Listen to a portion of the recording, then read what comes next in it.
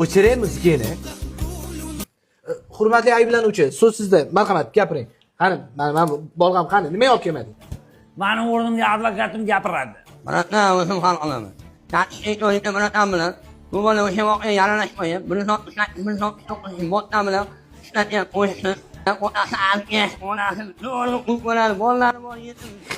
Antena chiqmayapti.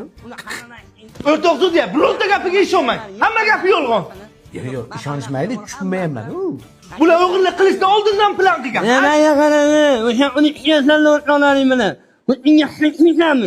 So'kinyapti. O'rtoq sudya, so'kiyapti bu ana bu. O'rtoqliga so'kganim yo'qmi? Mana dalillarim. Atak hamma narsada adashgan bo'lsam ham advokatda adashmayman. Onam sudya, mana dalillarim, mana qo'limda. Bo'lib mumkin. Yozig'i ham shunaqa-ku buni. Mana. Yo'q. Ya, men o'zim olib ketaman. Yo'q, qorim to'g'ri, rahmat. Aboyim tushunmadingmi? Sud hukm qiladi. Ayblanuvchi 12 yilga ozodlikdan mahrum qilinsin. Oh, mana. Mana shu kerak. Oke, qamab tashlabdi-yu. Ya, bilmadim, men shuncha harakat qildim. Xalq tushunmagan ish, tushunarmi?